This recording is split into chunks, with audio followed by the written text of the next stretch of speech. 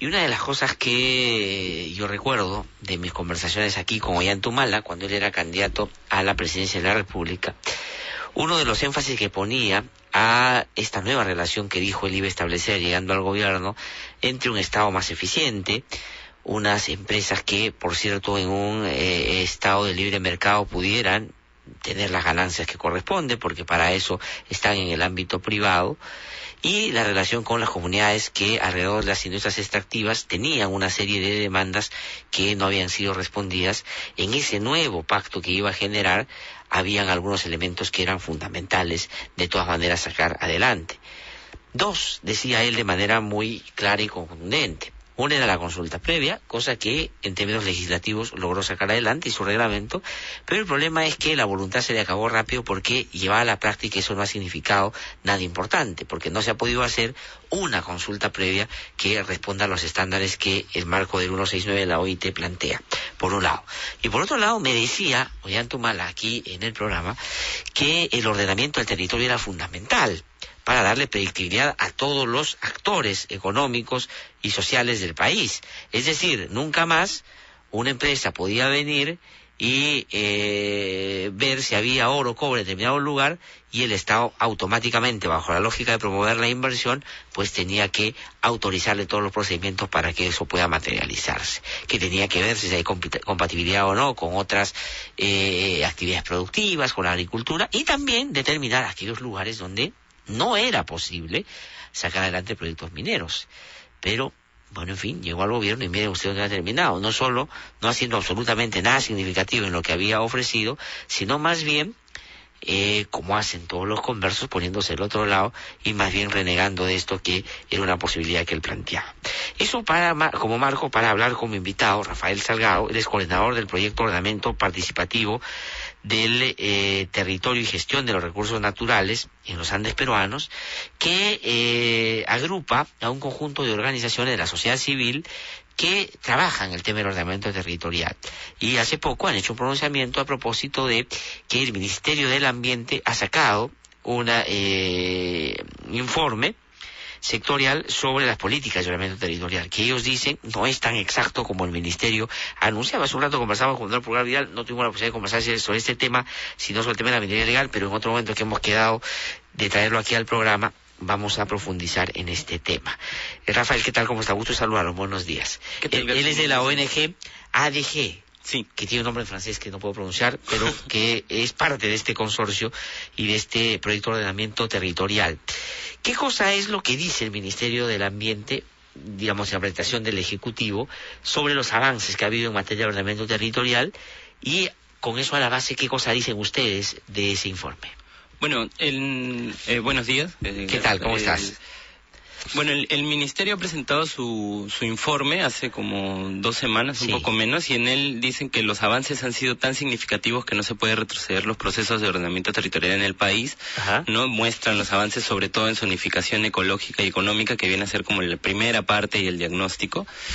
Y después todas las críticas al respecto plantean que son mitos, ¿no? O sea, como ideas que nosotros nos inventamos al respecto de esta crítica. Nosotros como consorcio de instituciones y que venimos trabajando hace más de 4 años en el tema, planteamos que en realidad, si bien es cierto se han avanzado en estos años en zonificación, en el diagnóstico, esto ha quedado limitado básicamente por 2 cosas que el mismo gobierno ha generado, ¿no? En primer lugar, ha alargado el proceso metodológico sin definir cómo vas usando adecuadamente la información que generas. Entonces, antes solo tenías que hacer la zonificación y después hacías el plan de ordenamiento territorial, que eso ya evidenciaba qué actividades son adecuadas para tu territorio. Pero ahora no, ahora tienes la zonificación, estudios especializados, diagnóstico integral del territorio y recién haces el plan de ordenamiento territorial. Ahora, pero Rafael, eso que tú mencionas podría interpretarse, o nosotros podemos interpretarlo desde 2 perspectivas. Una, mejor así, porque el resultado va a ser mejor porque va a tener varias cosas en el camino, se va a fortalecer lo que al final el Estado asuma. Pero por otro lado, alguien podría decir, burocratizas tanto un proceso justamente para no llegar a concluirlo nunca y con eso, digamos, terminar no haciendo lo que dices que vas a hacer. Por eso mismo te decía, ¿no? O sea, cómo en el camino vas usando esa información para generar una adecuada gestión del territorio, gestión municipal, porque por ejemplo, ¿no? Cajamarca lleva 9 años en este proceso y recién está en la segunda etapa. ¿Cuántos años más va a demorar de acuerdo a la normativa vigente, ¿no? Para poder implementar decisiones en el territorio? Ahora, pero la opinión que tienen ustedes entonces es que es más lo segundo que lo primero, es decir, se generan estos procedimientos. Nosotros, como te digo, no estamos en desacuerdo de esa ampliación. Lo que nos interesa es que sea más claro cómo puedes generar políticas públicas locales, provinciales, regionales, desde esa información que generas, porque imagínate que tú esperaras hasta el final del proceso para poder hacer uso de esa información, entonces estarían desactualizados los estudios que hiciste hace 10, 15 años. O sea, digamos, porque si 9 años después no lo terminas, cualquiera podría inclusive impugnar eso por decir que están desactualizados. Claro, entonces eso es una primera limitante, ¿no? La segunda limitante definitivamente son estos paquetes de reactivación económica que promocionó el gobierno, que son 4 ya. Sí. Pero el clave es el 30230, ¿no? La ley 30230, que, bueno, tiene varios elementos, pero el relacionado al ordenamiento territorial indica que el ordenamiento territorial no es vinculante, ¿no? Entonces, todas las decisiones que tú tomarías con respecto al territorio no son vinculantes. El asunto es mucho más grave todavía, porque te demoras un montón. Digamos, no hay la seguridad de que vaya a salir, que puede terminar teniendo crítica porque está desfasado. Y encima cuando lo tienes, digamos, no tienes la obligación de cumplirlo, ¿no? Entonces, eso le quita todo el carácter, y aún así los gobiernos regionales, provinciales, tienen mucha voluntad política de seguir estos procesos a diversos niveles, pero tienes este riesgo, ¿no? Entonces yo decido que mi territorio tiene la vocación de conservarse, o ser minero, o ser agrícola, o ser forestal. O ser, digamos, o compatibilizar todas estas actividades. Compatibilizar, y bueno, puede venir otra decisión de otro estamento de gobierno y decir, no, esto no es para eso, vamos a hacer. Ahora, hay que decir que la 30230 es parte de un paquete, es uno de los 5 paquetes que ha dado el gobierno bajo la lógica de promover la inversión, que han flexibilizado al máximo, digamos, lo que ya eran estándares en materia medioambiental, por ejemplo. Pero esto ha sido impugnado ante el Tribunal Constitucional, porque, según los demandantes, que son, digamos, organizaciones de la sociedad civil,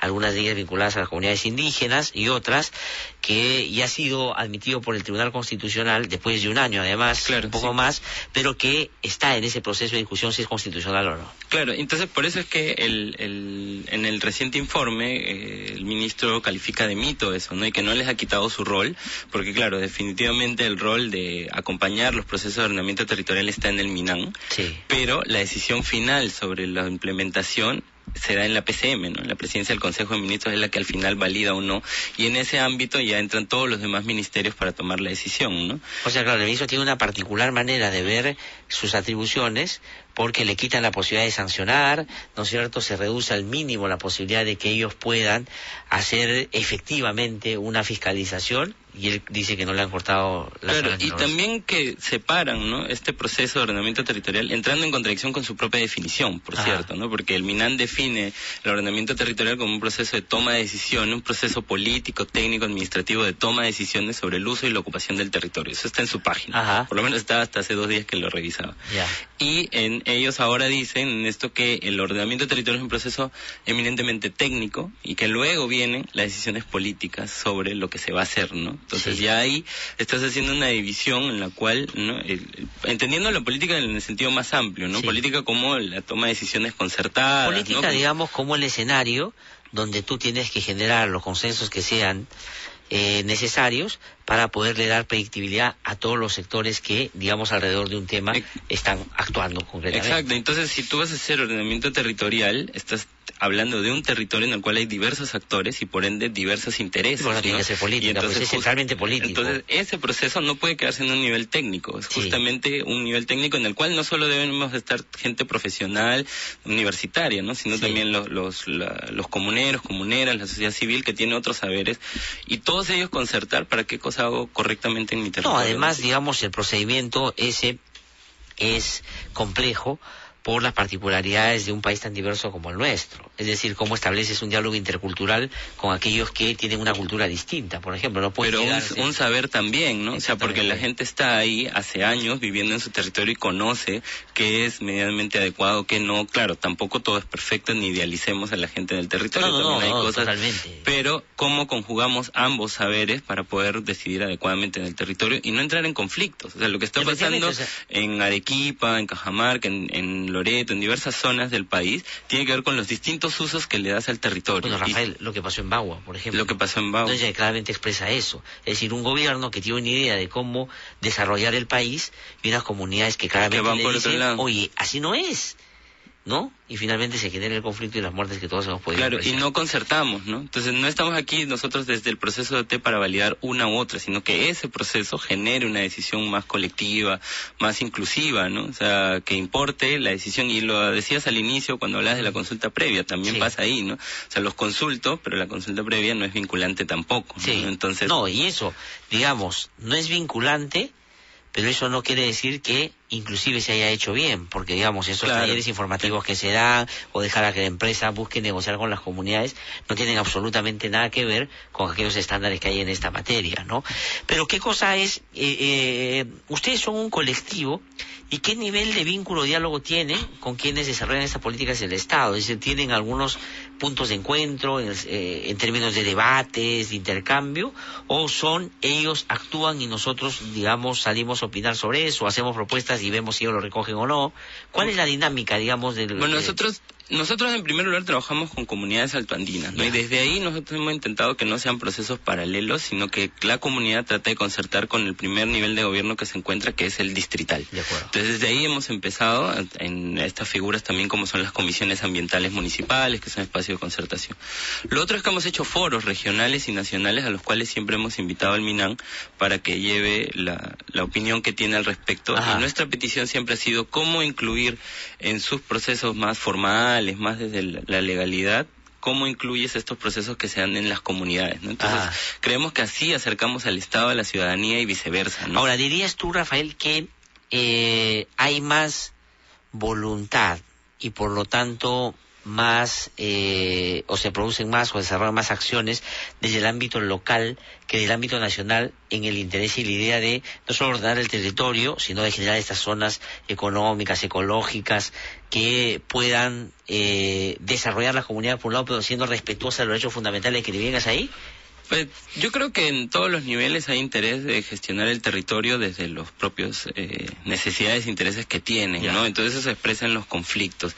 Definitivamente las comunidades sí quieren gestionar su territorio para articularse, por ejemplo, a los mercados y poder tener No, de acuerdo, pero mi pregunta iba más por el lado de la respuesta institucional o estatal, subnacional frente a la nacional. ¿Tú crees que de manera más interesada, en el buen sentido, de querer resolver y responder a la demanda, hay más voluntad en los gobiernos subnacionales que en el nacional en estos temas? ¿O dirías que, digamos, más o menos están al mismo nivel en ese interés? No, yo creo que, o sea, sí hay un interés de los gobiernos regionales y por ya utilizar eso para generar políticas públicas, ¿no? Son casos como el de San Martín, que logró su ZE hace bastantes años y ya tiene políticas públicas desde esa información. Claro, lo de San Martín ha sido bien interesante porque además inclusive han llevado casos hasta el Tribunal Constitucional, claro. Cordillera Escalera y otros casos que han sentado precedentes para un mejor relacionamiento con las comunidades y para identificar dentro de su territorio dónde es posible desarrollar determinadas actividades, ¿no? ¿Tú dirías que esa es una, San Martín? ¿Hay otro gobierno regional o región que ustedes identifiquen están avanzando no solo en la intención, sino en hechos concretos? Sí, Piura tiene bastantes avances y también ha logrado relacionamiento directo con comunidades. Cajamarca tiene una ZE ya aprobada y está en los estudios especializados, pero ellos ya ahí se ha encontrado con el MINAN y entonces están como siguiendo esa metodología. Entonces ahorita está en los estudios especializados. Hay, o sea, desde el mismo informe del MINAN, que yo creo que hay que reconocer también los avances que se han dado, 13 gobiernos regionales con ZEs ya aprobadas, ¿no? 13. Entonces, claro, bueno, eso es importante, ¿no? Claro, el tema es que te has quedado en el nivel de diagnóstico, sí, ¿no? Y entonces tienes alternativas de uso, pero te quedan 3 instrumentos más por hacer. Ahora, y hay otras actorías que son a veces determinantes o predominan en estos escenarios, que son los actores económicos. Es decir, ¿qué dice la Sociedad Nacional de Minería? ¿Qué dice la Sociedad Nacional de Petróleo? ¿Qué dicen ellos? Porque claro, el argumento cuando uno conversa con ellos, yo lo he hecho aquí en más de una oportunidad, es que ordenar el territorio suena bien, en el sentido de que todo se hace más predecible, pero a la vez, si tú empiezas como que a consultar todo y a preguntarle a todos, la posibilidad de que se deje de hacer o utilizar los recursos naturales o aprovecharlos se disminuye sustantivamente porque la gente a veces no está de acuerdo con esas actividades. ¿Qué dicen? ¿Participan de estas instancias también? No, en las que nosotros hemos participado no están. Pero deberían participar en general en el debate. Deberían, ¿no? En Cajamarca, vuelvo ahí quizás porque es la experiencia más de tensión que se ha dado en estos procesos de ordenamiento, estaba el Grupo Norte, ¿no? Dentro, formando parte de todo el equipo de ordenamiento territorial, ¿no? El Comité de Gestión Territorial de Cajamarca a nivel regional. Después, cuando ya se avanzó en el proceso y se vieron alternativas y que no todo era minero, ni todo era agrícola, ni todo era de conservación, salieron, ¿no? Entonces ellos no han sido parte hasta el final del proceso de ZE, ¿no? Ahora, ahí lo que me da la impresión que pasa es que hay mucha resistencia en determinados sectores y del propio gobierno central de que haciendo un ordenamiento territorial como corresponde, las cifras económicas o las proyecciones pueden variar de manera significativa, porque las proyecciones se hacen en base a que todos los proyectos que uno se imagina desde el gobierno deben salir a como de lugar. Y no necesariamente cuando tú ordenas el territorio eso va a pasar, ¿no? No, bueno, pero ahí pues podemos hablar a nivel internacional, ¿no? Europa tiene diversas políticas territoriales y se implementan, ¿no? O sea, volviendo más cerca, Colombia tiene un instituto de planificación que también tiene la gestión territorial como parte importante de eso y a partir de eso define sus usos y no ha bajado. Ecuador y Bolivia han mezclado sus planes de desarrollo concertado, que es una de las figuras que usa el Perú, con los planes de ordenamiento territorial, juntos están para definir lo que hacen y Bolivia no es que esté decreciendo, ¿no? O sea, podemos estar a favor o en contra de todo lo demás, pero en términos globales no es que esté... Claro, pero junto con eso hay que desarrollar, digamos, esto que se utiliza mucho en la campaña pero no se lleva a la práctica, pues una diversidad productiva. Es decir, tú tienes que apostar por una matriz distinta del crecimiento económico, porque si has concentrado eso en la minería, por ejemplo, cosa que ha pasado en el Perú, entonces... en un momento la discusión pasa por si tú empiezas o dejas de sacar algunos proyectos, la economía se va a caer. Junto con eso tienes que empezar a apostar por otras actividades también. Pero ahí eso se convierte en un mito, ¿no? Porque Perú nunca ha diversificado. O sea, nos hemos mantenido siempre como extractivo. No, justamente, pero por eso digo, junto con el ordenamiento tiene que haber políticas de diversidad productiva para que puedan fortalecer justamente eso. Ningún candidato, le pongas el tinte ideológico que le pongas, está en desacuerdo de la diversificación productiva. Es más, creo que todos los candidatos en la campaña, y actualmente siguen, como lo central. El tema es que cuando ya se lleva a la práctica, nuestra justificación no, pero Perú es eminentemente minero. No, pero digamos, es que eso es muy común en la política peruana. Es decir, uno ofrece en campaña una cosa, pero finalmente, al momento ya de gobernar, mira cómo ha terminado Ollantumal. Ollantumal hablaba de diversificación productiva, hablaba de todo eso, pero al final ha terminado siendo cooptado por aquellos que creen que este es un país centralmente minero y que si no se desarrolla la minería a pedido, o sea, es decir, dándoles todo lo que ellos piden y quieren, pues vamos a tener una economía que no va a avanzar, ¿no? Claro, y la gente lo está solicitando, ¿no? Porque si no diversifica, sus medios de vida se terminaron. Entonces, ¿no? Lo que pasó en Islay, donde la zona es productivamente agrícola, eminentemente agrícola, ¿no? Y la gente vive de eso. Entonces, cuando entró en contradicción con la minería, se generó el conflicto que se generó. Pero yo creo que hay proyectos que tienen diferencias, ¿no? Conga, yo creo que claramente ya está cerrada la posibilidad de que ese proyecto pueda salir. En Islay se perdió la oportunidad justamente de compatibilizar dos actividades, porque había un desarrollo agrícola muy importante, además no de pequeña agricultura, de agricultura de exportación y grande, y estaba el tema de la empresa minera. El asunto es que la manera como trataron de imponerle a la gente, engañando y dejando de lado observaciones técnicas muy relevantes, hizo que la gente generara un poder de confianza y después fue muy difícil ya tratar de buscar un punto de encuentro. Pero ahí, por ejemplo, sí era, creo yo, posible buscar la posibilidad de compatibilizar. Ahora ya no es posible porque la gente está en no a la minería, ¿no? Sí, es un reto en este país y nosotros creemos que la minería es un eje central, lo cual hay muchos estudios al respecto de qué tanto impacta en la economía, en el PBI, qué tanto impacta en la población económicamente activa, ¿no? O sea, sí, en el PBI impacta de manera importante. No da tanto trabajo porque, digamos, es una actividad mucho más especializada, pero yo creo que lo que hay que hacer es promover una minería responsable, que respete obviamente todos los estándares en esta materia y obviamente diversificar la matriz productiva para que el territorio de manera ordenada haga que todas estas cosas puedan funcionar, ¿no? Y también dónde vas a hacer esta minería, ¿no? Porque también si tú planificas y haces estos procesos de ordenamiento, no puedes hacer en ciertas zonas que te vayan a limitar tu disposición de agua, que es el tema central en muchos de estos casos, ¿no? O sea, la creencia en que la técnica nos va a salvar de todo y entonces yo invento lagunas aquí, invento lagunas allá, termina cuestionándose a sí misma, ¿no? La posibilidad de seguir reproduciendo la vida en este país.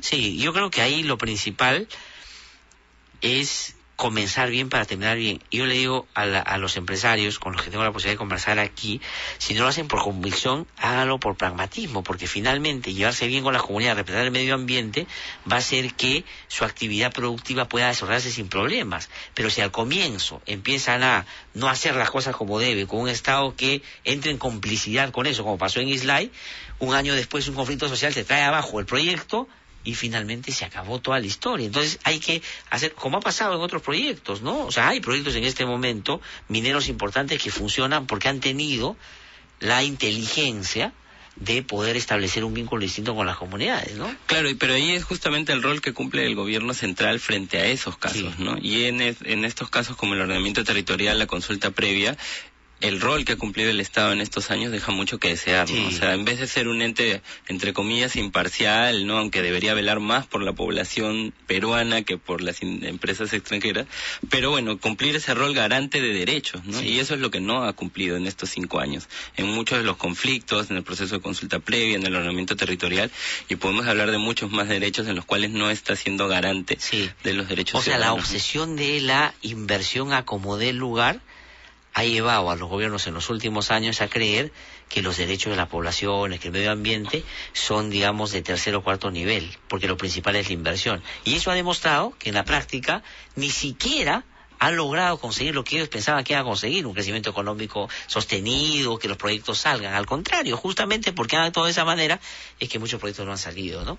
Sí, definitivamente, y el dinero que se ha recabado no ha servido para mejorar la calidad de vida de las poblaciones, ni las locales, ni a nivel nacional, ¿no? O sea, vivimos de programas sociales que son como dádivas en vez de que eso sea nuestro derecho, nuestro derecho a la educación, nuestro derecho a un ambiente sano, nuestro derecho a la seguridad. Bueno, Rafael, lamentablemente el tiempo se me ha acabado, pero quiero agradecerte mucho por haber venido a conversar con nosotros